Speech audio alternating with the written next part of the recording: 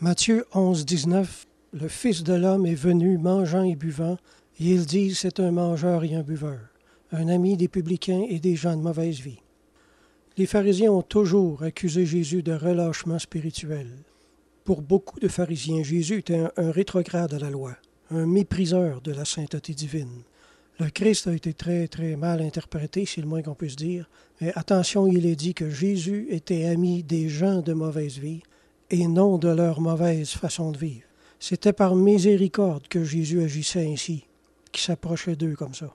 Les pharisiens, eux autres, ne feraient pas ce genre de miséricorde-là. Il n'y avait pas ce service-là. Laissez-moi vous donner un exemple.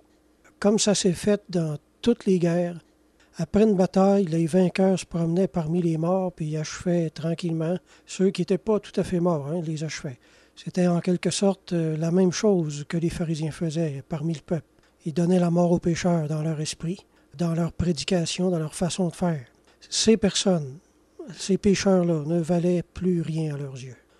Alors on comprend mieux pourquoi ils s'efforçaient d'avoir plus aucun contact avec eux autres. Ils étaient déjà morts à leurs yeux. C'était déjà des maudits. C'était une perte de temps que de leur prêcher la miséricorde. Premièrement, ils n'en avaient pas de miséricorde. On ne peut pas donner ce qu'on n'a pas. Les publicains étaient des gens déjà jugés et déjà condamnés et déjà morts à leurs yeux. Jésus, lui, il cherchait les morts. Il cherchait ces blessés-là. Non pour les achever, mais pour leur redonner la vie.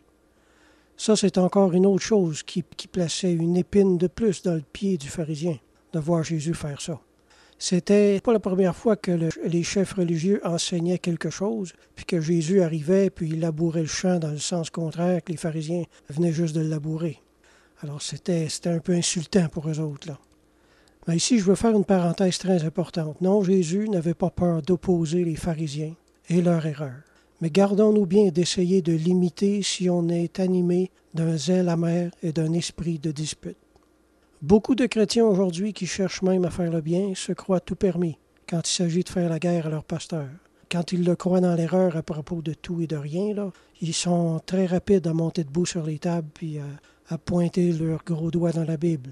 Mais je dis que si un pasteur mérite d'être pris alors qu'il le soit, mais qu'il ne le soit pas par celui qui ne construit jamais rien de positif dans l'Église, comprenez-vous? L'image du personnage, il fait rien que critiquer. Toujours, encore, toujours, toujours. Il bâtit rien d'édifiant. Ces personnes n'accomplissent pas la volonté de Dieu, mais celle de l'ennemi, qui est venu pour détruire l'Église. Un passage qui a toujours été marqué au fer rouge dans mon cœur, qui m'a toujours servi de règle de conduite, est le suivant, qui se trouve dans Jacques 3. Lequel d'entre vous est sage et intelligent, qu'il montre ses œuvres par une bonne conduite avec la douceur de la sagesse. Une autre traduction a rendu par des actes empreints de cette humilité et de cette douceur qui caractérisent la véritable sagesse.